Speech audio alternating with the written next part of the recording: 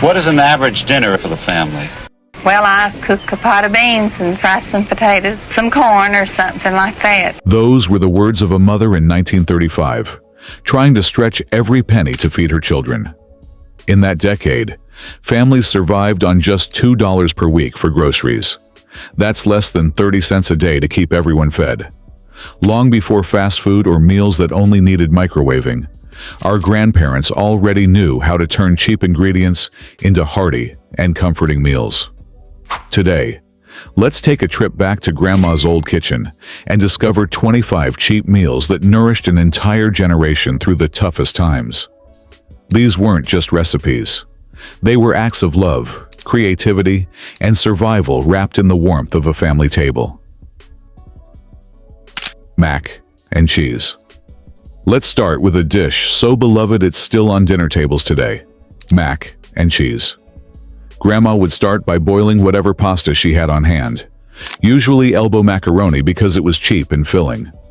While the pasta cooked, she'd make a simple sauce from flour, a little butter or lard, milk if she was lucky, and whatever cheese scraps she'd saved throughout the week. The mixture would bubble and thicken into something golden and comforting, poured over the drained noodles and baked until the top turned crispy and brown. Back in the 1930s, a pound of macaroni cost about 10 cents, and a pound of cheese ran roughly 15 cents.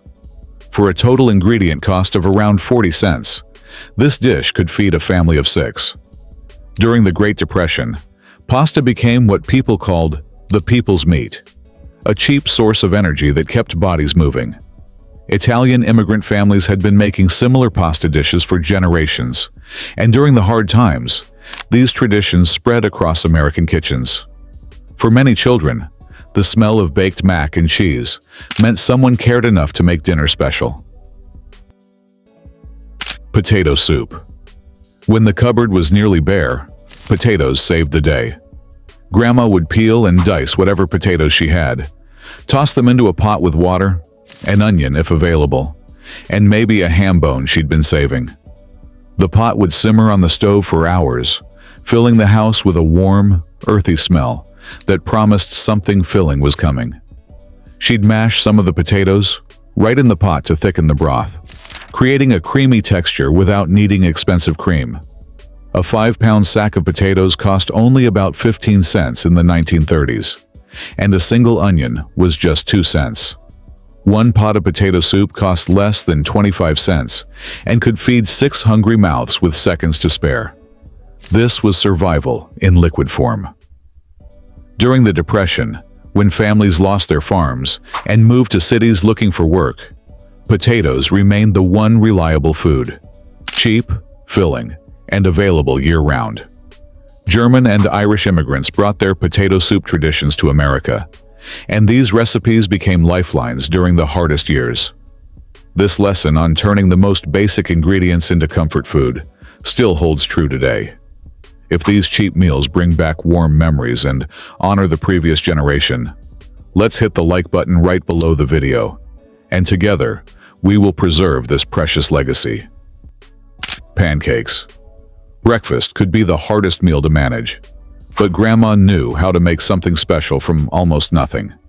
She would mix flour, a little baking powder, one precious egg if the chickens had laid, and whatever milk or water she had on hand. The batter would sizzle on a hot griddle, greased with a tiny bit of lard or butter, filling the kitchen with that unmistakable pancake smell. Kids would line up with their plates, and Grandma would serve them hot with a drizzle of homemade syrup, made from brown sugar and water, or sometimes just sprinkled with a little white sugar. In the early 1930s, a 5-pound bag of flour cost around 25 cents, and eggs were about 20 cents per dozen. A breakfast of pancakes for a family cost less than 15 cents total. This was cheap, filling, and gave children energy for school or work. During the Depression, many families only ate 2 meals a day to save money. But when pancakes appeared on the table, it felt like a celebration. Our grandparents understood that food wasn't just fuel. It was hope served on a plate. Rice and beans. Here's a combination that has sustained civilizations for thousands of years and saved American families during their darkest days. Grandma would soak dried beans overnight, then simmer them low and slow with whatever seasoning she had. Maybe an onion, some salt, perhaps a scrap of salt pork for flavor. Meanwhile, she'd cook rice in another pot, sometimes adding a little butter or lard to keep the grains from sticking. Served together, this simple pair created a complete protein that kept bodies strong when meat was a luxury most couldn't afford. Back in the 1930s, a pound of dried pinto beans cost about 8 cents, and rice was roughly 6 cents per pound. For less than 20 cents, this meal could feed a family for 2 days. That's dirt cheap, even by Depression standards. This dish became especially important in the South and Southwest, where communities had been eating rice and beans for generations. Mexican-American families, African-American families in the rural South, and poor white families all relied on this humble combination. It wasn't fancy, but it kept families alive and together. Even today, beans and rice remain one of the most economical meals anyone can make. Lentil soup. When beans seemed too expensive or took too long to cook, lentils became Grandma's secret weapon. She would rinse the small brown lentils and toss them into a pot with water, maybe a carrot if she had one, an onion, and whatever herbs grew in the garden. Thyme or bay leaves often made an appearance. Unlike beans, lentils didn't need soaking and cooked quickly, making them perfect for families who couldn't afford much fuel for the stove. The soup would simmer until the lentils broke down into a thick, hearty broth that stuck to your ribs and kept you warm through cold Depression winters. A pound of dried lentils cost only about 10 cents in the 1930s and 1940s and lasted for multiple meals. Add in a few cents for vegetables, and you could feed 6 people for under 20 cents. During hard times, Middle Eastern and Eastern European immigrant families introduced their lentil traditions to American neighborhoods. And suddenly, everyone was learning to love this nutritious legume. Grandma might add celery leaves, the green tops that most people throw away today, to stretch the flavor even further. This wasn't just food, it was resourcefulness in a bowl, proving that creativity mattered more than money. Depression cake. Now, here's something that sounds sad but tasted like victory. Depression cake, sometimes called wacky cake or war cake. What made this dessert remarkable was what it didn't have. No eggs, no butter, no milk. Grandma would mix flour, sugar, cocoa powder, baking soda, salt, water, oil, and vinegar right in the baking pan. The vinegar and baking soda would react, creating bubbles that made the cake rise just like eggs would. Into the oven it went, emerging 30 minutes later as a moist, chocolatey miracle that made children's eyes light up. In the 1930s, a 5-pound bag of flour cost about 25 cents, and cocoa powder ran around 15 cents for a small tin. The entire cake cost less than 10 cents to make, yet it served 8 people with smiles all around. This became essential during both the Depression and World War II, when rationing made traditional baking ingredients scarce or needed for the war effort. Jewish families, Italian families, families of every background created their own versions, proving that dessert didn't require wealth. For many grandparents, this cake represented hope. If they could make something sweet from nothing, maybe tomorrow would be better. That message still resonates today. Ramen noodles. Long before college students discovered instant ramen, our grandparents were making their own version from scratch. Grandma would roll out simple noodle dough made from flour, water, and sometimes an egg, then slice it into thin strips.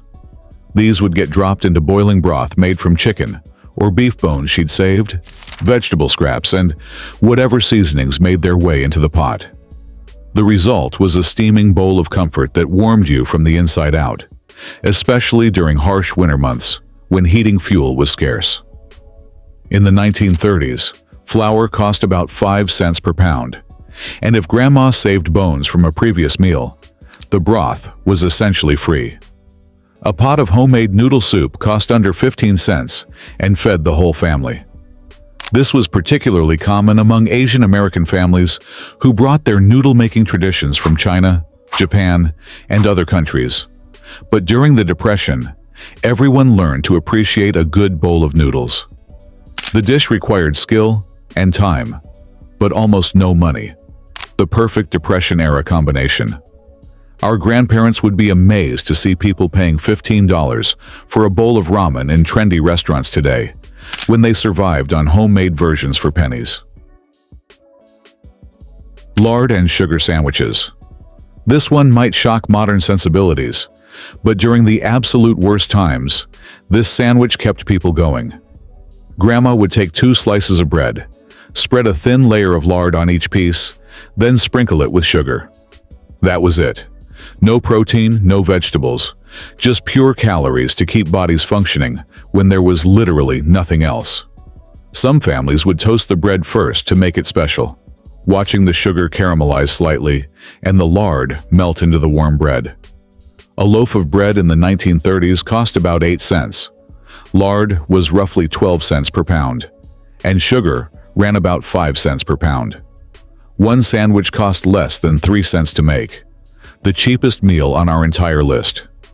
This was desperation food, eaten by families who'd lost everything, by children whose parents couldn't find work, by communities devastated by bank failures and farm foreclosures. But Grandma never served it with shame. She'd sit down with her children, and they'd eat together, and that togetherness mattered more than what was on the bread. This wasn't about good nutrition. It was about surviving another day with dignity intact. Braised cabbage and sausage. When Grandma could afford a little meat, she knew exactly how to stretch it. She'd slice 1 small sausage into coins, brown them in a pan to release those savory flavors, then add a whole head of chopped cabbage.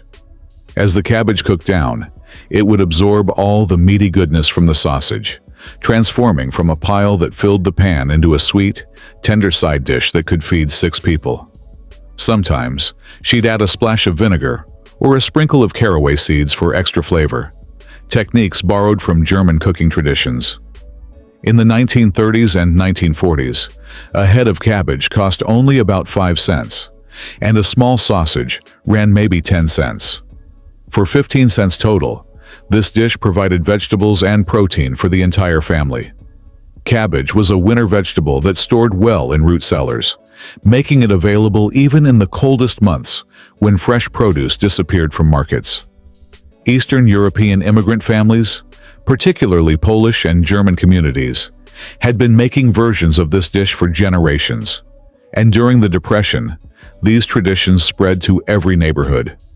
Even today, braised cabbage and sausage remains a beloved comfort food that connects us to those resourceful times. Tuna casserole. Here's where canned goods became heroes of the American kitchen. Grandma would open a can of tuna, one of the few affordable proteins available in stores, and mix it with cooked noodles or rice, a can of cream of mushroom soup if she could spare it, and whatever vegetables she had on hand. Everything went into a baking dish, topped with crushed crackers or breadcrumbs, and baked until golden and bubbling. The smell would draw everyone to the table, eager for a meal that felt almost fancy, despite costing next to nothing. A can of tuna in the 1940s cost about 25 cents. A can of soup was 15 cents, and noodles added another 10 cents. For about 50 cents, Grandma could feed 6 people a hot, satisfying dinner. This dish became especially popular during World War II, when meat rationing made fresh fish and beef hard to find, but canned tuna remained available. The Campbell's Soup Company actually promoted this recipe during the war years, teaching housewives how to make meals stretch further. For many families, tuna casserole represented modern convenience meeting Depression-era frugality, proof that you could adapt to new products while keeping that same spirit of making do with less. Cornbread and pinto beans. In the American South, this combination wasn't just a meal. It was a way of life. Grandma would have a pot of pinto beans simmering on the back of the stove from morning till evening, flavored with a ham hock or piece of salt pork if she had it, or just onions and pepper if she didn't. Meanwhile, she'd whip up cornbread from cornmeal, a little flour, buttermilk, and an egg, baking it in a cast-iron skillet until the edges crisped up and the center stayed tender. Served together with a little pot liquor ladled over the cornbread, this meal stuck to your ribs and kept you working through long, hard days. During the 1930s, a pound of dried pinto beans cost about 8 cents, and a bag of cornmeal ran 10 cents. The entire meal cost less than 25 cents and could feed a family for 2 days straight. This was sharecropper food, tenant farmer food, the meal that sustained African American families in the rural South and poor white families in Appalachia. The tradition goes back generations before the Depression, but during those hard years, it proved its worth again and again. This lesson in combining simple, inexpensive staples into something nourishing and satisfying remains as valuable now as it was then. Beef stew. When Grandma could get her hands on even the toughest, cheapest cut of beef, she knew how to turn it into something magnificent. She'd cut the meat into small cubes, brown it in a heavy pot with a little lard, then add water, potatoes, carrots, onions, and whatever other vegetables needed using up. The pot would simmer for hours on the wood stove, the meat slowly becoming tender, while the vegetables broke down into a thick, rich gravy. By dinner time, the toughest meat had transformed into something that melted in your mouth, and the broth tasted like liquid gold. In the 1930s, the cheapest beef cuts, what butchers called stew meat, cost about 15 cents per pound. Add in 20 cents for vegetables, and you had a pot of stew for 35 cents that could feed 8 people. That's about 4 cents per serving for a meal that felt like a feast. Grandma would serve this with homemade biscuits or bread to soak up every drop of that precious gravy, making sure nothing went to waste. Irish immigrant families brought their stew traditions to America, and during the Depression, everyone learned to appreciate a good, slow-cooked meal that transformed cheap ingredients into something worthy of celebration. Peanut butter and jelly sandwiches. This American classic became a lunchbox staple during the Depression for good reason. It was cheap, didn't require refrigeration, and provided protein and calories kids needed to get through school days. Grandma would spread peanut butter on one slice of bread and homemade jam or jelly on another, press them together, and send her children off with a meal that cost almost nothing but kept them satisfied until dinner. Sometimes, the jam came from berries the kids picked themselves, cooked down with precious sugar, and canned in jars to last through winter. A jar of peanut butter in the 1930s cost about 25 cents and lasted for weeks. Bread was 8 cents per loaf, and homemade jam used fruit that was essentially free. Each sandwich cost less than 5 cents to make, affordable even for families surviving on next to nothing. Peanut butter had been around since the early 1900s, but it was the Depression and World War II that made it a household necessity. The U.S. government even included it in soldiers' rations. For children growing up during those years, a peanut butter and jelly sandwich meant normalcy in a world that felt anything but normal. Proof that some small pleasures could survive even the hardest times. Egg salad sandwiches. When the chickens were laying well, Grandma could create a special lunch that felt almost luxurious. She'd hard-boil a few eggs, chop them up with a fork, and mix them with a spoonful of mayonnaise, a bit of mustard if she had it, maybe some chopped celery or onion for crunch. Spread between 2 slices of bread, this became a sandwich that was filling, flavorful, and remarkably affordable. The eggs came from the backyard hens that many families kept, even in cities during the Depression, meaning they were essentially free, except for the cost of chicken feed. In the 1930s, if you had to buy eggs, they cost about 20 cents per dozen. A loaf of bread was 8 cents, and mayonnaise ran about 15 cents for a jar that lasted weeks. Each sandwich cost roughly 5 cents, a small price for a meal with real protein. Keeping chickens became so common during the Depression that cities had to create ordinances about urban farming. Those hens weren't just providers of eggs.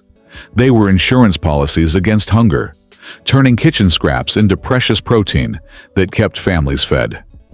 The humble egg salad sandwich represented self-sufficiency and the determination to feed your family no matter what. Did you know about egg salad sandwiches during the Depression?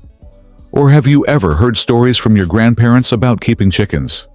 If you can, please share your memories below the video. Baked potatoes. Sometimes the simplest meal was the best meal.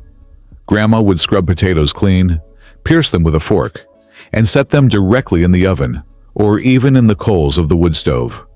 As they baked, the skins would crisp up while the insides turned fluffy and steaming hot. She'd split them open and add whatever she could. A pat of butter if times were good, just salt and pepper if they weren't.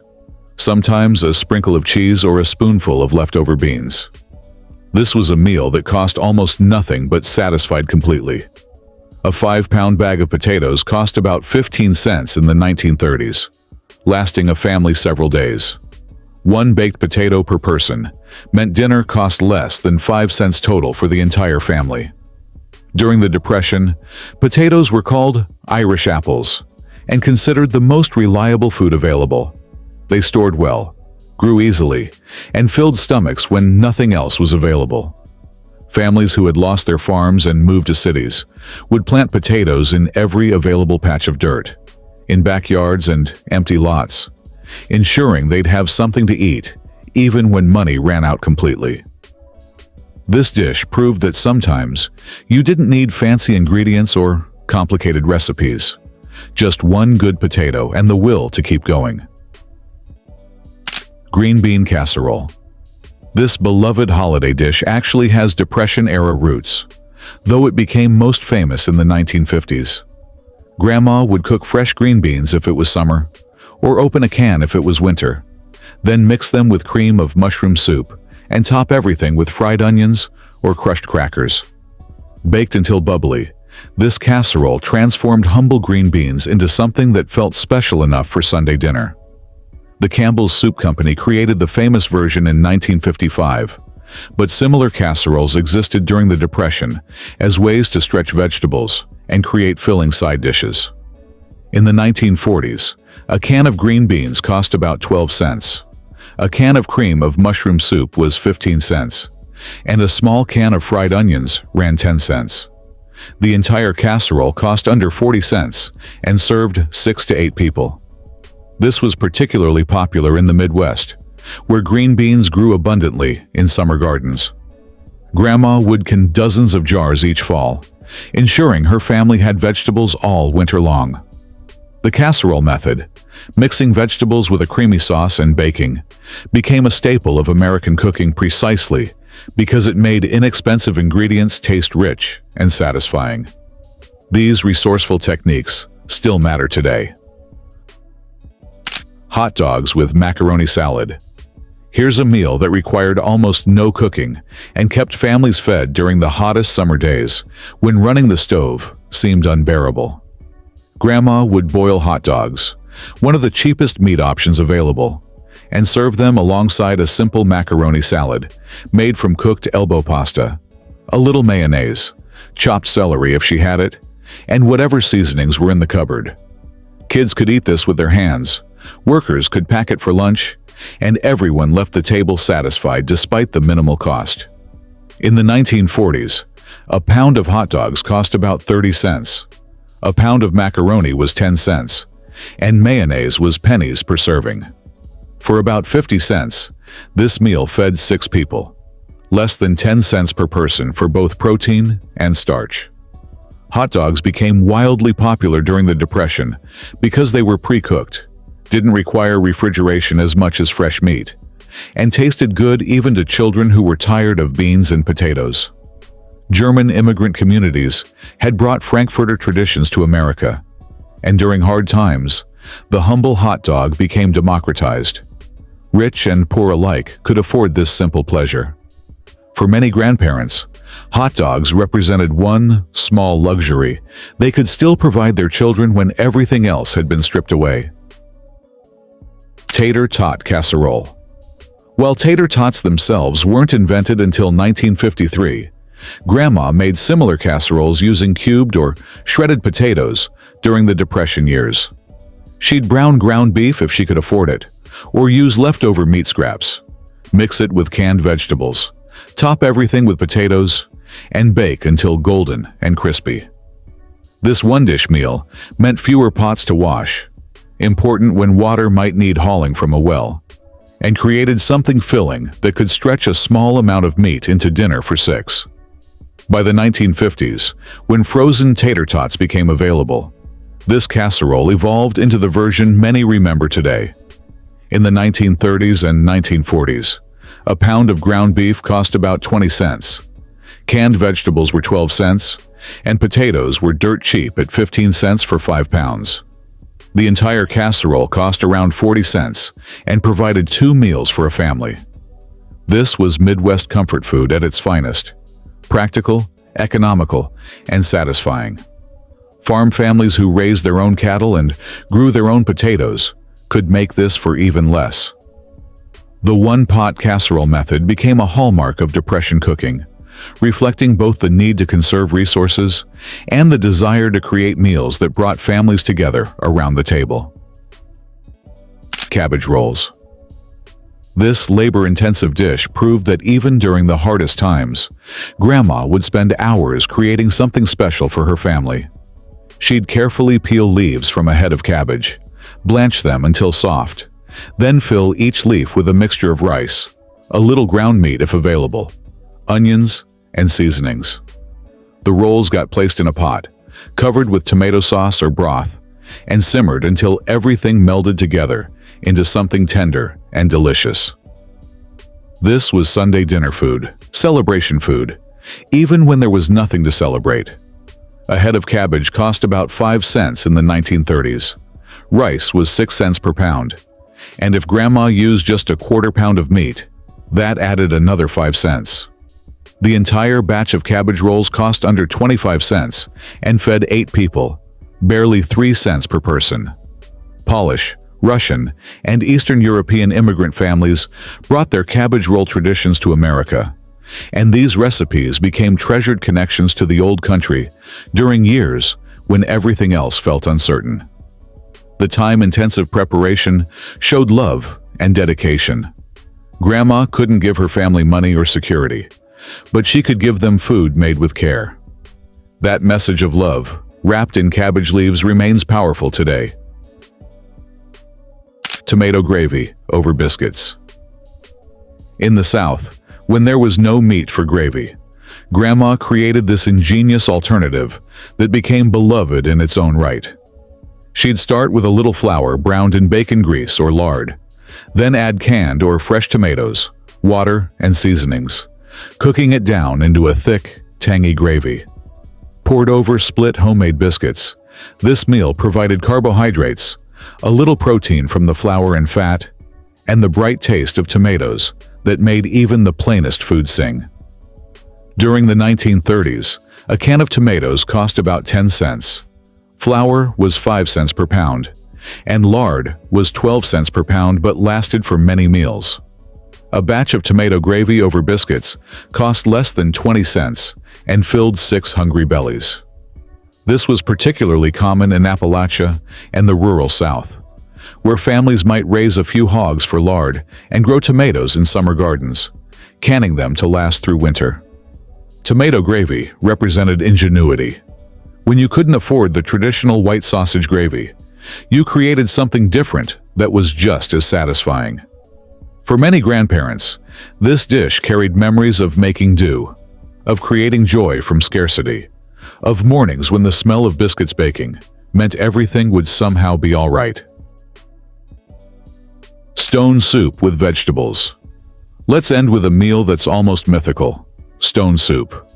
The old folktale told of travelers who convinced a village to share food by claiming they could make soup from a stone, with each villager contributing just one small ingredient.